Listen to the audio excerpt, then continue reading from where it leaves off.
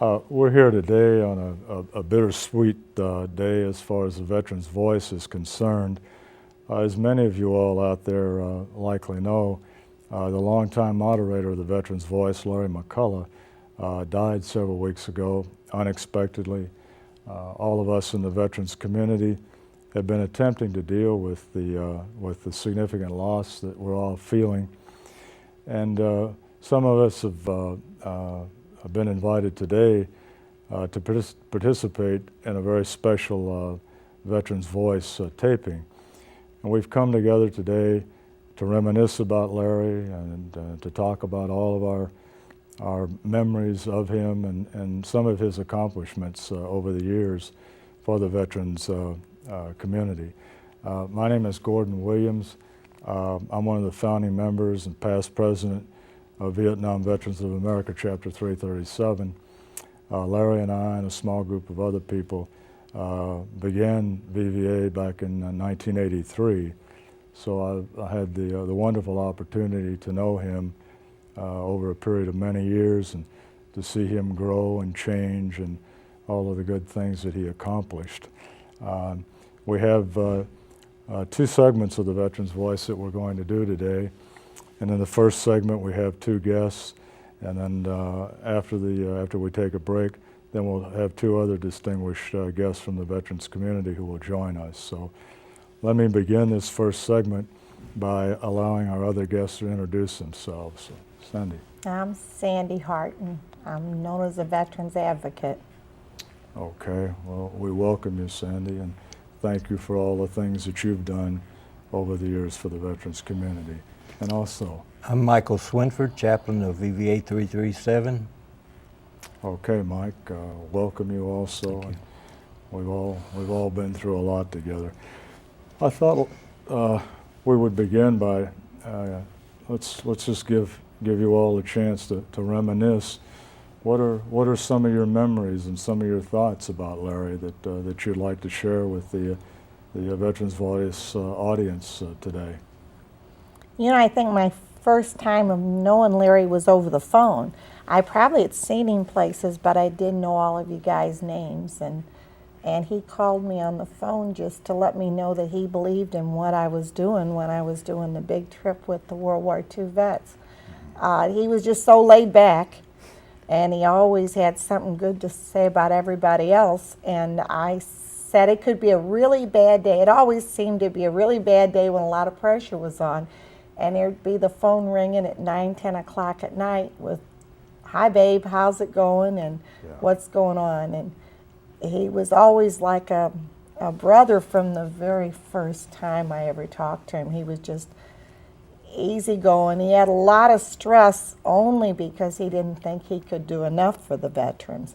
But he was probably the most encouraging person I ever met when it comes to our veterans. Okay. Well, when did you first meet Larry? I met Larry when I was raising money for the 17 bus trip for the World War II vets. Yeah. And Larry knew about me before I knew about him. Mm-hmm. And I think Larry probably heard a few dozen people say I was crazy before I knew how crazy they thought I was. So he complimented you by saying...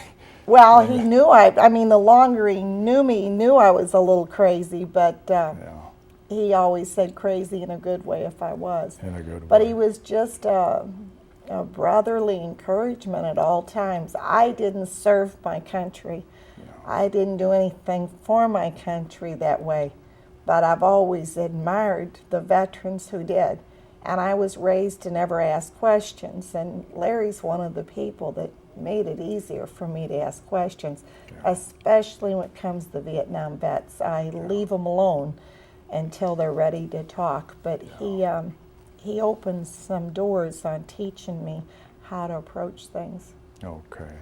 So always an open door, always friendly and always upbeat. There. And you felt like he was a brother. He was. I know he was a brother to me, but I know I wasn't the only one that had that privilege. He was such a good guy. The only time he seemed down, as a rule, was, like I said, when there wasn't enough hours in the day. In 1 minute, he felt like he should serve in a bigger capacity and be doing more.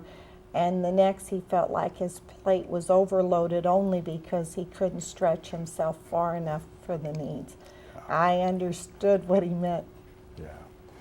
Okay. Mike, what I are first some of met your Larry, I think it was in 1985. We were beginning to do some things in Massac County as far as veterans, Vietnam veterans go. And Larry called and offered his help. And that's when I really understood what kind of a person he was. Many a night he would be so tired from working his job, but yet he would come over and spend time with us and helped us. And of course, later on, I became a member of VVA. And we had a good relationship over the years. We didn't always agree on the methodology, but we did agree on the cause. With that, there was never any doubt. And for a long time, we assisted each other, and we both had been to the mountaintop, and we both had been in the valley. And it seemed like that it was just alternating at times. I'd have to help him up a little bit, and the next month or so, he'd have to help me up. But he was a brother in all sense of the word. And he never, ever indicated that he didn't have time for you. Regardless of what he was going through personally, he made it a point to help you and to assist you in any way that he possibly could. And his level of dedication is rarely seen today. There's just not many people would care that much. And we had some really great times together, and he will leave a hole in our heart because he was so much of each part of us. And I remember we were sitting over in Massac County around a campfire one night, and he had his guitar and he started singing songs, and then we got into the Vietnam stuff, and you can't replace those memories. They're precious, and you remember each word that was said and the fellowship that we enjoyed with each other, and we will definitely miss our brother.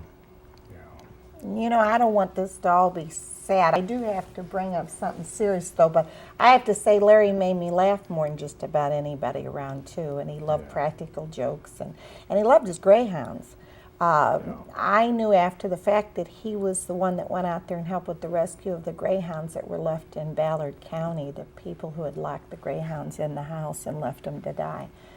And he had a deep commitment to those two, but the most serious conversation I ever had with Larry came over a year ago, and it was over the subject of smoking.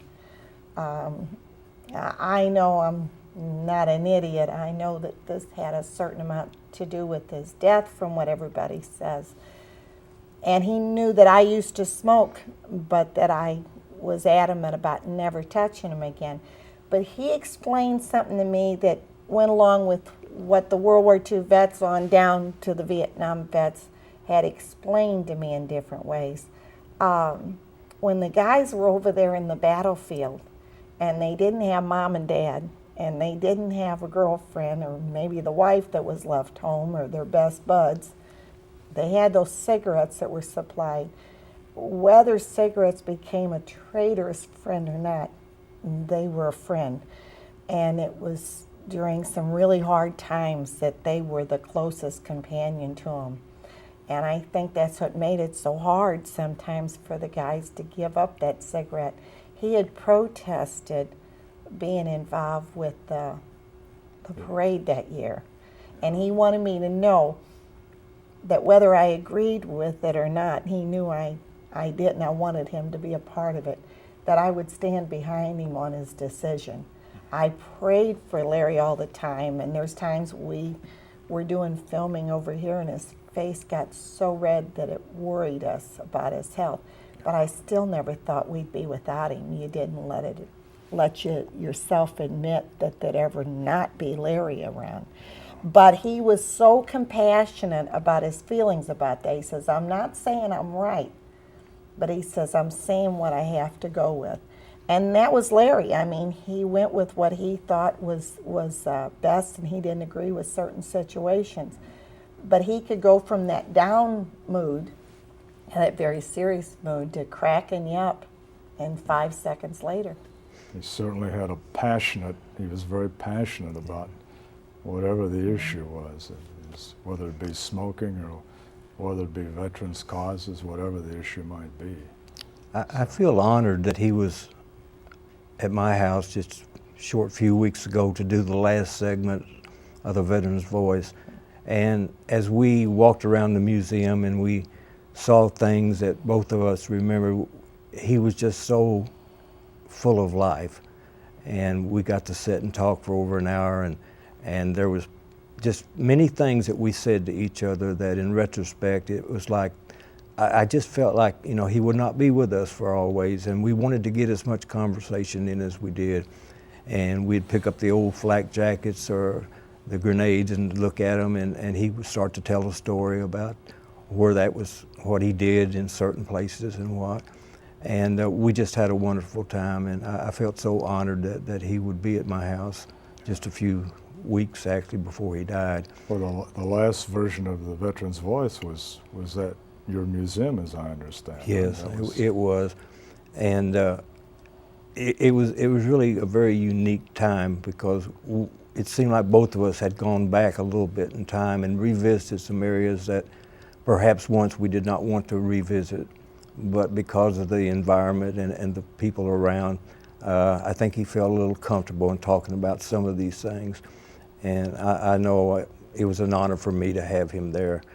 I just wish that the last Veterans Voice could have lasted forever, but realistically we know that's not a possibility. Yeah. And even my wife gave him a little bracelet, and I had heard at his memorial service they were talking about Larry's faith. My wife gave him a little bracelet, it's called a salvation bracelet, and he put it on his wrist and he wore it so proudly because he was ready to go and he knew who his God was, and he understood all there was to know about his relationship with God, and he was comfortable with that, and in turn we are comfortable with that too.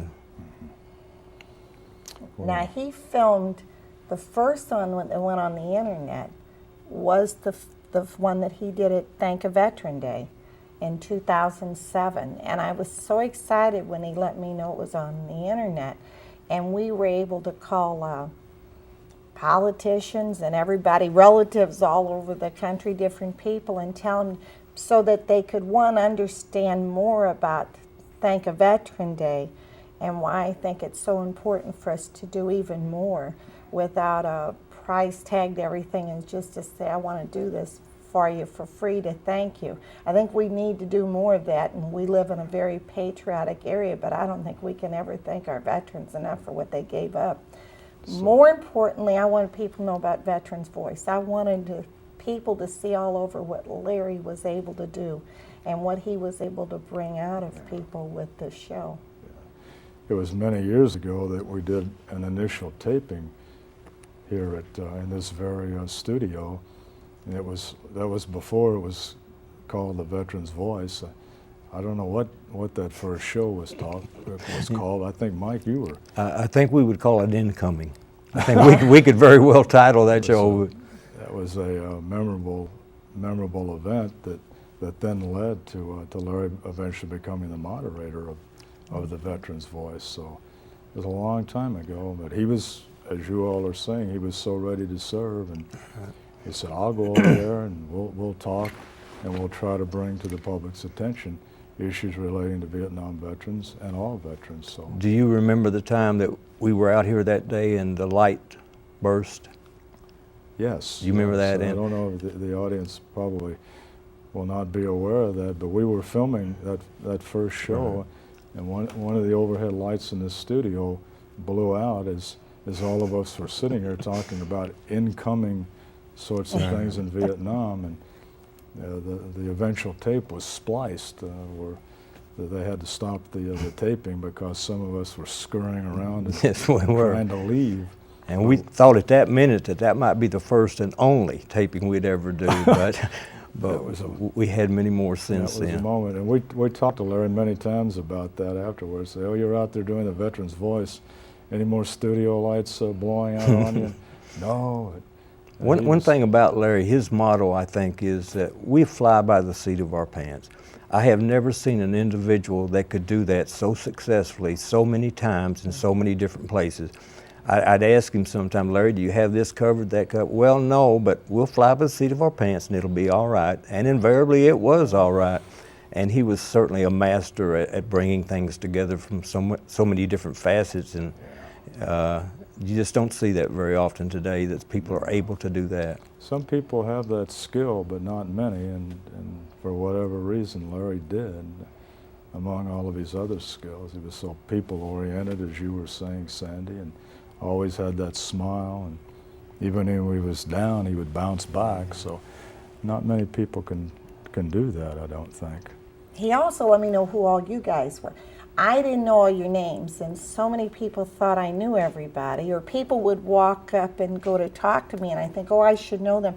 Would be because they would have seen me on some segment or something. Yeah. And I would get Larry offside, and I say, oh, who's that guy there? Who's this one? Give me some background on him, because I feel like I should know that person. Yeah.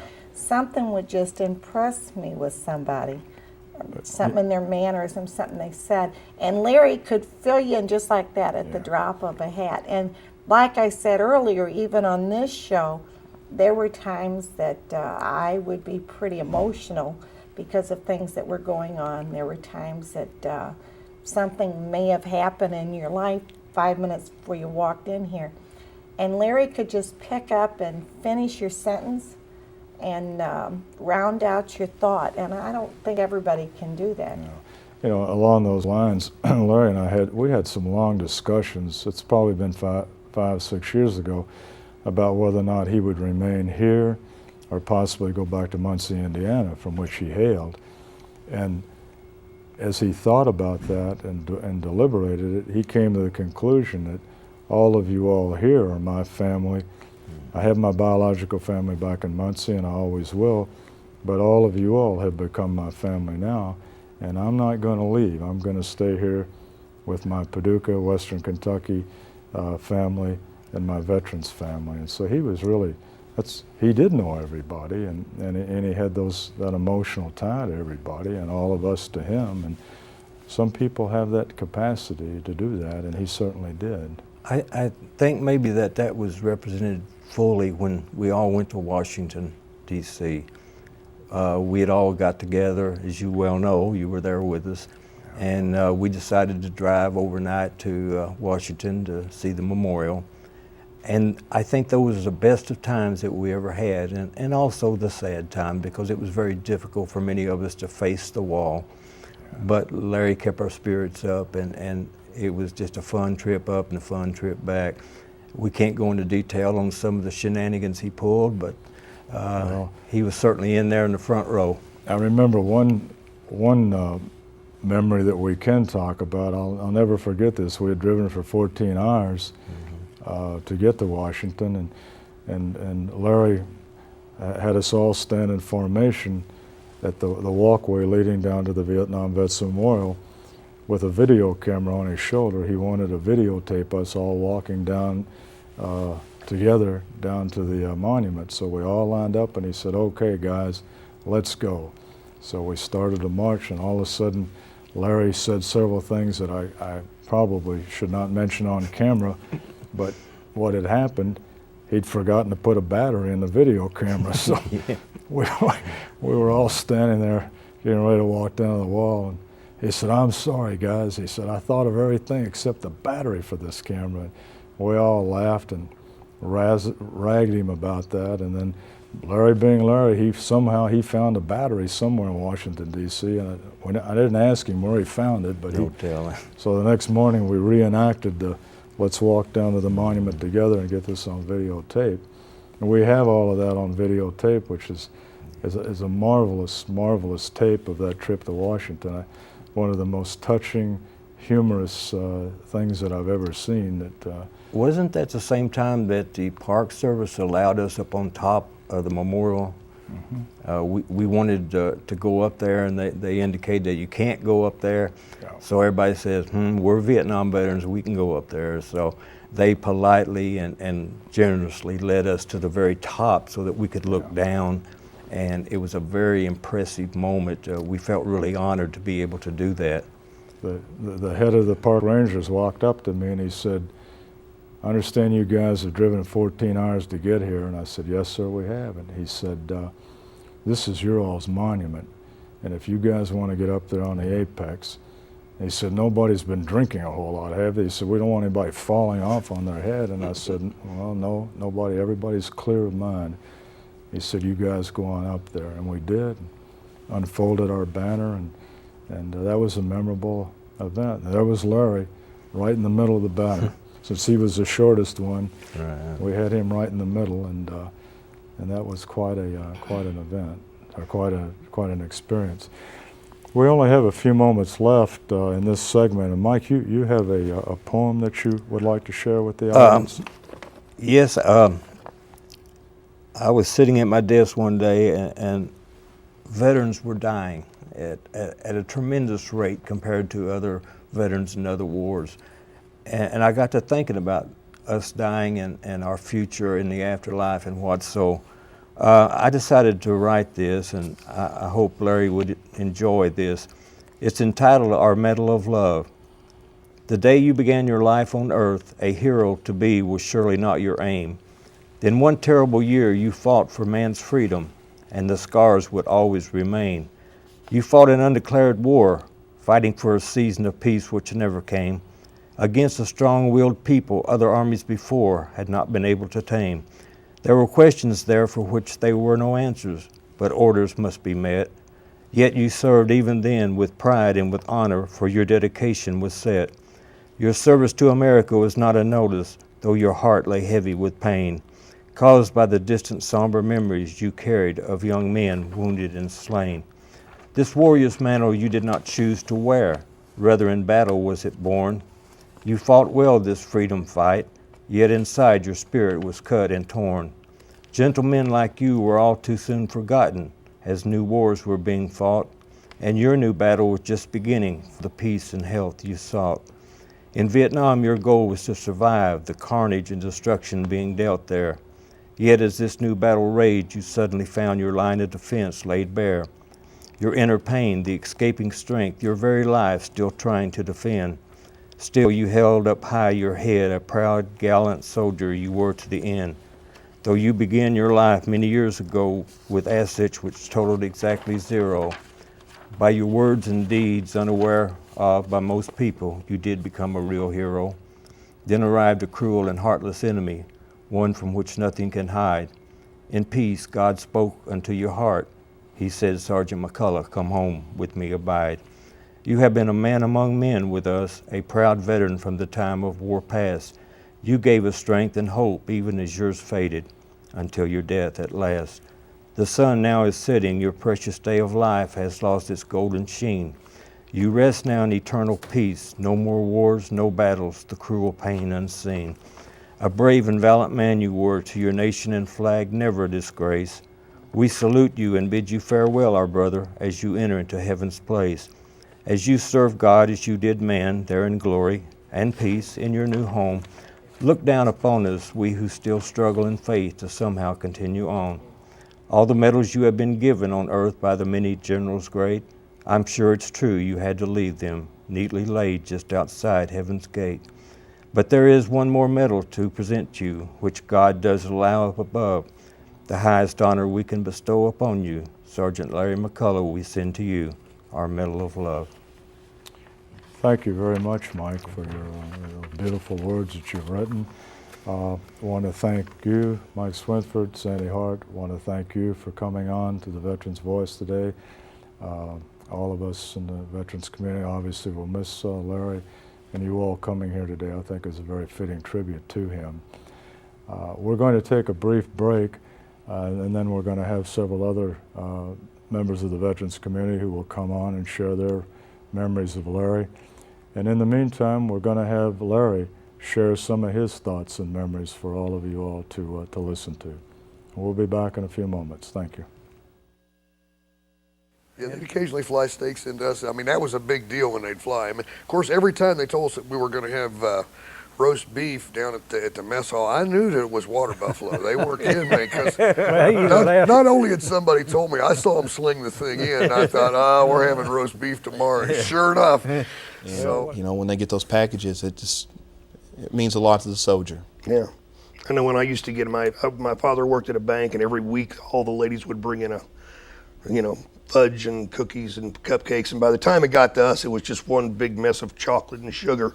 But we didn't care. Everybody was, hey, McCullaugh got a package, let's go. And all of a sudden I was the most popular hooch, and 19-year-old kids, we'd sit there and gorge ourselves till we were sick to our stomachs. But man, we loved those packages from home. Well, I'll be darned, I didn't know that. I used mine at Fort Knox, but that was cold when I was at Fort Knox. Of course, Fort Knox is a unique place. I think I've said before, Fort Knox is the only place in the world where you can take a 10-mile march and go uphill the whole time and still end up right back where you started. I don't know how they do that. I don't know how they do that in the Army, but I'll tell you, that's the way it felt to me. That's something Other else. people's bars, and they'd run us out, and then we'd go wait for them at the gate. Not a good They idea. won't play silly games in town. We play at home. Okay, guys. All right, we'll see y'all But tonight. it was a lot of fun. We had to truthfully say I only arrested one person. Really? Yes. You weren't a very good cop, were you? I was an excellent cop. You fellows may or may not know, I was drafted in 1970. Went to Fort Knox, Kentucky for basic, Fort Polk, Louisiana for infantry training. Went to Vietnam, served 14 months, 13 days. Came home and ETS'd out of the Army when I got back because I had less than 150 days of active duty left, and that was during the withdrawal. And they had a glut of guys coming back that were Vietnam veterans who didn't like some of these little shake and bake NCOs telling them what to do when they kept beating them up. So they figured the best thing to do was just turn us loose on the public. Anyway, I got out in October 1971. Did not get involved in veterans activities until about 1982, as when here in Paducah we formed the Paducah Vietnam Veterans, which evolved into what is now Chapter 337 of the Vietnam Veterans of America, the national organization of which I'm the president of that currently.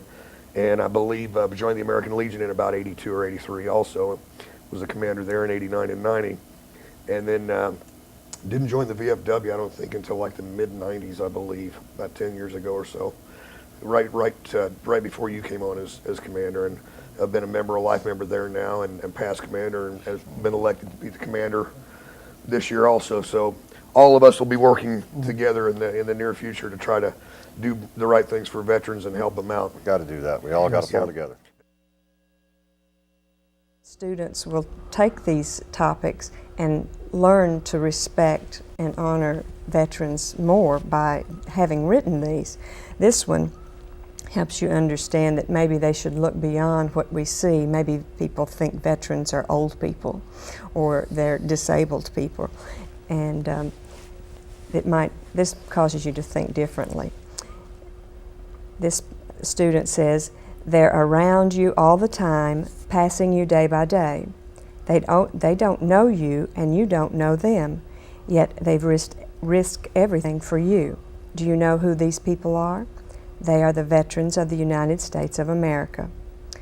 When I think of a veteran, I think of someone who is courageous, outgoing, and unafraid. I think of almost a superhero character, when actually they can be your everyday people. They are the people who pass by constantly and care for us, but don't even know us. They fought for us in wars so that we could live our lives in peace and happiness. They are your average people, which happen to have an immense heart. I hope the next time you come across an American soldier, you will show your respect for them and the fallen with a simple gesture.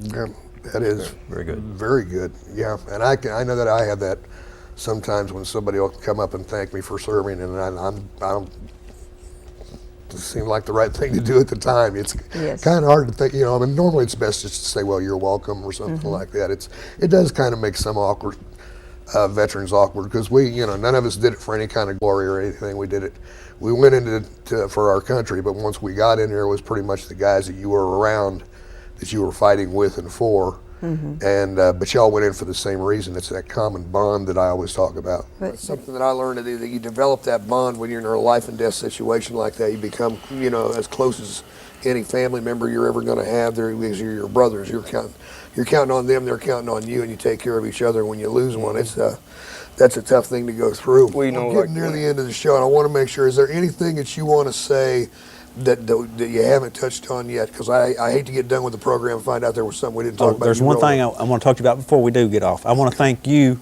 Yes. personally, you and the VFW for our Christmas party. Even though I don't belong to that battalion anymore, I went to that party. That was the best function they ever had. Thank you very much. Well, it was our pleasure. That's what the veteran service organizations need to be doing, and the American people too. Is to, make sure you guys when you come home give you a party, make sure you feel welcome and appreciated, because we know the job you're doing is tough. And Todd, Chuck, thanks for coming out today. I really do appreciate you fellas being here. I respect you more than I can tell you. Well, we respect you too. Well, Thanks for what you did. I appreciate that very much. It's a mutual thing, and we're veterans, and we did what we had to do, and I appreciate you guys coming on and sharing your experiences today. Okay, well, let us continue with our tribute show regarding Larry McCullaugh here on the Veterans Voice. We have two additional honored guests, members of the veterans community who knew Larry very well, worked with him, and we're honored to have these two additional gentlemen with us this afternoon for this second segment. So let me begin by allowing them to introduce themselves. So, Sam, if you want. My name is Samuel Burrage, and I worked for Channel 6 Television for close to 37 years, and I've known Larry, I guess maybe 12 to 15 years I've known him, and we've had many discussions together and lots of good times together, and I'm still coming to grips that he's not here. I did not learn of Larry's passing until after the funeral service, so I really missed being there, and when I found out about it, it was crushing, and I'm still dealing with it right now. Well, we're very pleased to have you. I'm sure many people out in the audience recognize you from your many years of work at Channel 6 and appreciate you being here. And also today we have Ted. Okay, well, my name is Ted Pace, and I'm currently the Quartermaster of Veterans of Foreign Wars, Post 1191. I've been the post commander 4 times, and Larry was the post commander twice. And I've known Larry since 1995, and that's when I became a member of the Veterans of Foreign Wars. And in the approximately 14 years since, he and I together have shared one position of responsibility or another within the VFW. And so I've had occasion to interact with him almost on a daily basis for the last 14 years. And he truly was the veterans advocate of McCracken County. And we had, last Sunday, we had not a traditional religious funeral service, if you will, but a memorial service, and it was at Lindsay's Funeral Home here in town. And I was one of the people who was asked to get up and say a few words, and so I'd like to repeat a couple of things that I said there. And one of them, Larry was a true American. He loved his country, absolutely loved the United States of America. He loved his family, and as you said, his family was primarily from Muncie, Indiana. He and I would often have discussions, well, I need to go to Muncie more often, but we're both being involved in the Veterans Society, if you will, to the degree that we are. There was always some reason he couldn't go, because it was this meeting or that meeting or this function. And although he didn't get to go, and I know he dearly loved his family, I know he loved his dogs. You know his history with greyhounds and the greyhound adoption program. And I think at the time of his death, he was down to 2 dogs, but he always had dogs, and he always loved his dogs. He had a little band that he played in. He was the bass guitar player, and they had different names over the years, but he dearly loved playing in his band. As he often said, he was 19 years old again when he got up on the stage, and that was one of the lights of his life. And another thing I said, somewhat in a jovial way, but actually somewhat of a factual way, he loved every woman that he ever met. Almost to a fault, if you will. I remember you saying that at the memorial service. Yeah, he did. And over the years, Larry, in a complimentary way, often referred to me as his mentor or his adult supervision. And that's something I'm very proud of because he meant it in a very positive way. And I value that he valued my opinion. And he was truly a great friend, and I will truly miss him. Well, you know, he mentioned the dogs. That's how I met Larry. He had organized the Adopt a Greyhound program in the area, and greyhounds that had raced in the Memphis area and may not be as fast as they once were, but still had a lot of life, a lot of companionship. They were going to be euthanized if someone didn't step in and give them a home, give them a lease on life, and that's what Larry was doing. And when I met him, and I'll never forget, there was a bunch of people there that had also been involved with the program under Larry's leadership. And the thing that amazed me about greyhounds, all of these dogs were in one room, and they were just as calm and laid back as can be. No snarling and no barking, no biting or anything, in close proximity of each other. And I'd never seen that before. And that's one of the traits of greyhounds. They're very cool. You know, they don't mind being around one another. And I got to know Larry through that. And of course, he had, I don't know how many through the years, but that's the kind of guy he was. He cared about things, you know, that a lot of people just didn't give a second thought to. Yeah. Big heart. I mean, when he walked into a room, he'd light up the room. His voice, very unique voice. You could pick Larry out of any crowd. Yeah. And we spent a lot of time together with doing the Greyhound thing. And he even had a Greyhound birthday party at a home over in, I think it was Livingston County. One of the owners of a Greyhound had, and with Larry's involvement, they had a birthday party with balloons and the whole bit, swimming pool for the dogs, and people came from southern Illinois and surrounding areas and brought their Greyhounds. And again, they were all in there together having fun, no barking, no biting or anything. And Larry and I shared many, many laughs on that occasion. So you guys were there at the Greyhound. We were there at the Greyhound party. Larry was a part of it, you know. A Greyhound, a birthday party for a Greyhound dog, and and it was a riot. I mean, we had a great time. We had the TV camera there, and it was one of the more memorable stories I've done. But again, that was a side of Larry that a lot of people may not have known. I mean, he was very, very involved with the veterans' causes, and I'll talk as the program unfolds about our relationship during the Veterans Day Parade. He and I co-hosted it for at least 10 years. And working with Larry was just a ball. I mean, he knew, he was very knowledgeable of the veterans' different organizations, and he knew a lot more than I did about it. I just kind of provided a little fill-in, a little commentary about, you know, what it is to be a veteran, what it means as far as preserving this country's freedom. I mean, everybody should thank a veteran, because America would not be the country it is had it not been for the sacrifices that veterans, as you know, have made. But Larry, he knew all the different organizations. He could do it without having the guidebook.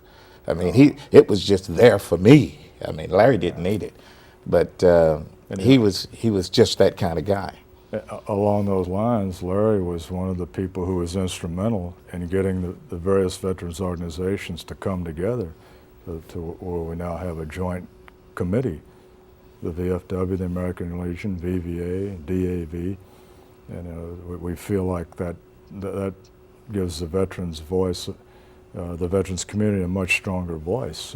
And he was an integral part of that decision to let's get everybody together, and I think it's been good for all the organizations. So he did a lot. I mean, he was a linchpin because yes, as you say, he knew so many people in all the organizations, and he was the commander of the VFW and the American Legion, president of the Vietnam Veterans of America. I don't know what he did over at the DAV. He probably was a custodian over there or something, just trying to... I think he was the senior vice over there at one time. Oh, yes, probably. But so you knew him both in terms of your work in the media, and you also knew him as far as the Greyhounds were concerned. You guys did some Greyhound stories together. He almost talked me into getting one. One of the cutest little Greyhounds in one of the meetings one of the events that took place. Somebody came in with a miniature Greyhound. And Larry said, "Yeah, he's a Greyhound, Sam. A little bitty guy." But I liked it, very much, and came close to saying, "Well, hey, I didn't know, they came in pint-sized versions." He said, "Yeah, they come in all different sizes." But he was knowledgeable of the Greyhounds like he was of Veterans Affairs, and people talked about his love of family. I knew he was from Indiana, around Muncie, and we talked about that at great length. One thing that really struck me about Larry, he was not a gloom and doom kind of guy. We never really talked about our experiences in Vietnam that much.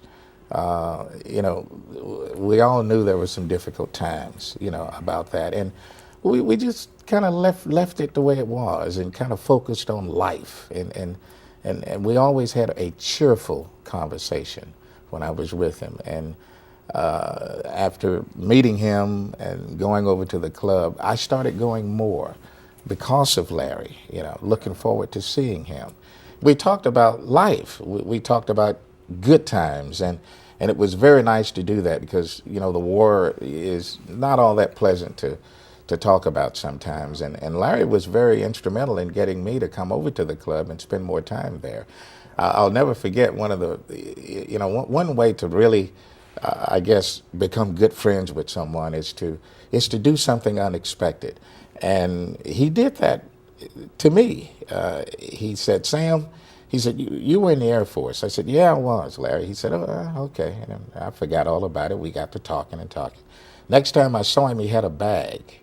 And I said, "What you got in the bag?" He said, "Oh, just something for you." I said, "What?" He said, "Well, look in it." And I got the bag and opened it up, and that was a beautiful Air Force shirt, full collar and everything, and it had United States Air Force. He said, "That's yours. Take it." Well, And that's the kind of guy he was. You said earlier that Larry had a big heart, and I think that certainly captures the essence of what most of us felt about him, and to do that for you. He did something similar for me. We took a trip to Washington, D.C., and he and a picture of us was taken out in front of the White House doing the peace sign. And at a Christmas gathering about 5 years ago, he presented me with a large blow-up of that picture, which I will treasure forevermore. And it's just something that he did because he was thinking about me. Just really a kind-hearted fella. So, Ted, what further memories do you want to share with the audience? Probably two that I very much would like to share, and number one, of course, is his having been selected the Distinguished Veteran of the Year from McCracken County, Paducah for this last year. We, the collective of veterans organizations, were very instrumental in that having happened, and it is actually the ultimate compliment that you could get all four veterans organizations to agree on one person. Yeah. In fact, there was one of the other organizations who had someone nominated, and yet that commander still voted for Larry. And so it was my pleasure to have nominated Larry. That was the third time I had done it, and we got rather pushy about it, if you will. And he was selected, and I'm very, very, very proud that we were able to get that done, particularly under the circumstances. Yeah. A second thing that's very memorable to me is, I guess it was in 1998, I was in my second year as commander, and Larry approached me and said, "We need to have the Vietnam Memorial Moving Wall here in Paducah." And I said, "Okay, well, let's get some facts on it," and we looked into it, and it was a fairly large financial commitment for the post, but nevertheless, we decided to do it. I got with the people and made arrangements, and I had made arrangements to have it out at the Jefferson Electric, whatever the electric company is out on the south side Jackson there. Purchase. I'm sorry? At Jackson Purchase Purchase. Electric, Yeah. on their lot out there. had it all set up, and Albert Jones, who was the mayor then, called me and said, "Don't you really want to have this at Noble Park?" And I said, "Well, no, Albert, I've already signed a contract that we're going to do it out there." And he said, "No, no, no, don't you want to have it at Noble Park?" And I said, "Yes, Mayor, let's have it at Noble Park." And so, as a result, we did change it there, and it was there for a week, I believe. And I remember one night being out there all night by myself as the guardian of the gate, if you will. And there were, in fact, people who came out there by themselves to pay their respects at 2 o'clock in the morning. But Larry was very instrumental in that, to pushing to have it done. And so those Distinguished Veteran of the Vietnam Wall are two things that I'm very proud of as far as Larry's participation. Yes. I didn't realize that Larry was instrumental in suggesting that the moving wall be brought to Paducah, but it doesn't surprise me now that I hear you share that with us. He was, in fact. That's another example of what he was all about. And the awards, you know, that Larry was so instrumental. I mean, to me, a lot of people were aware that Larry, you know, had been very active in Veterans Affairs, and you know, being the distinguished veteran of McCracken County is just another tribute, and a long line of tributes. You know, when you look back on the life of Larry McCullaugh, and the suddenness with how his life ended is just one that's it's still difficult for me. I mean, I thought last time I saw Larry, we had a great laugh. We always had a great laugh. He was just a fun guy to be around. Big smile. You know, I never saw him when he wasn't smiling. You know, when he didn't have something nice to say. I remember one year he was very concerned about an issue that was important to him, and he was contemplating whether or not he was going to host the Vietnam Veterans Parade. Wow. And I said, "Larry, I really need you, man." I said, "Look, I can't do this by myself. I need you here with me."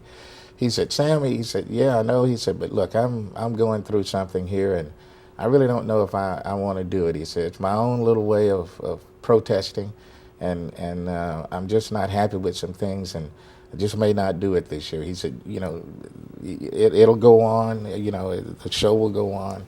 Don't worry about it. You'll get through it, you know." And I said, "Well, Larry, you're really laying a heavy one on me here, you know." And a few days before it actually came, the day of the event, he called me again and said, "Hey, Sam, I'll be there." He said, "Things worked out. I'll be there." I said, "Whew." Okay, Larry.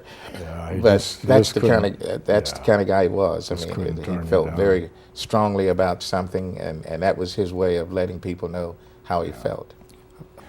Ted, any additional comments you would like to make today? Oh my goodness, I don't know much I could say about Larry that hasn't already been said.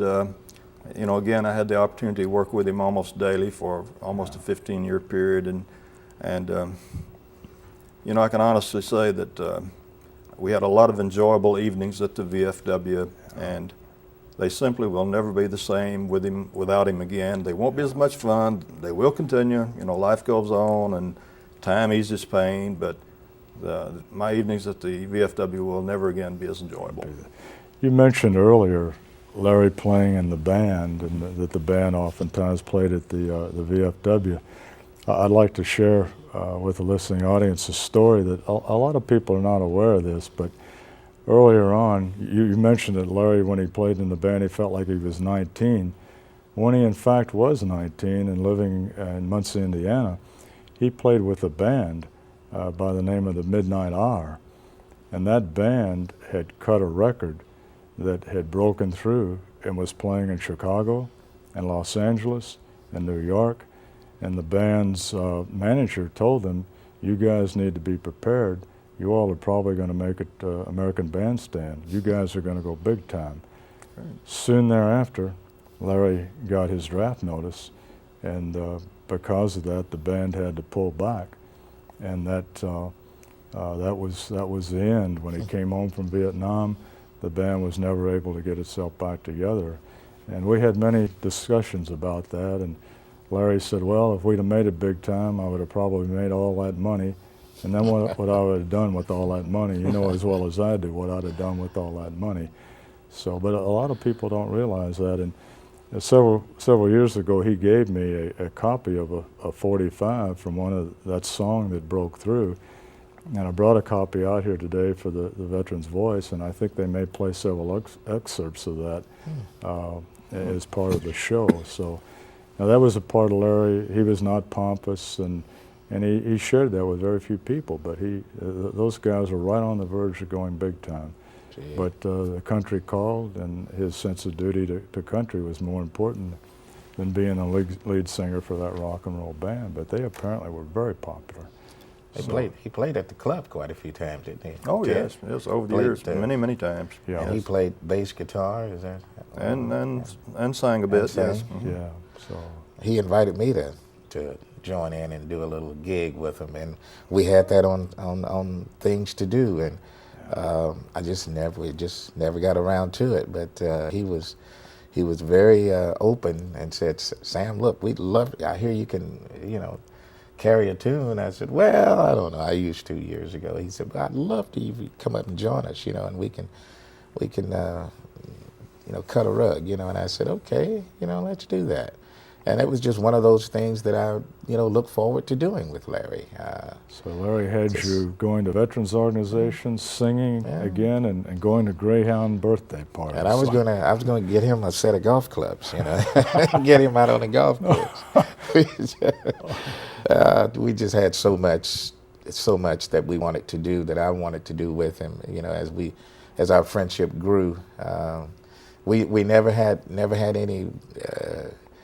any mean words to say to one another. And as I say, in 10 years, I know it's been at least 10 years that we hosted the parade together. It was something I looked forward to, and seeing all the kids turn out. And Larry was very mindful of having a sense of patriotism among the young people. He always commented that he loved to see the young kids come out, and the school kids, when all the school buses would drop them off, we'd sit there and we'd look at them and say, hey, Larry, look at that, look at this. Isn't that wonderful, Yeah. It makes you, and they were little kids waving American flags, and to someone who has served, as you well know, it just means a lot, and Larry got a lot out of that, and I got a lot out of it. And along those lines, Larry always enjoyed going to the high schools. In years past, we would go to the high schools and talk to the kids in the history classes and some of the middle schools, and the kids just absorbed all of that. He was a wonderful spokesperson for what all of us had done in Vietnam and for the veterans community. Something else that he was very proud of, that over the years we have together been involved in many funeral details that our post conducts, and very often he and I would fold the flag and present it to the widow or widowers it may be, and we would swap these duties so that we didn't end up in a position where only one person had the ability to complete the function. And so over a 10-year period, we've probably done it a couple of hundred times together, and it's an honor. It's an honor to go out and be able to engage in the last rites of a fellow veteran. He was very proud of that, did it often.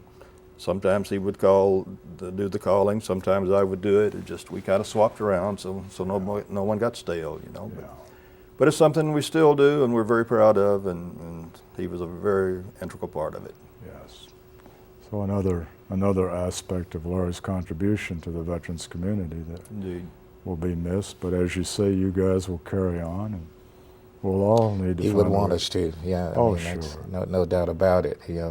Life is what 10%, what happens to you, and 90% how you react to it, and it means attitude, and that's what Larry had. His attitude was superb. It was one that was a crusader for veterans.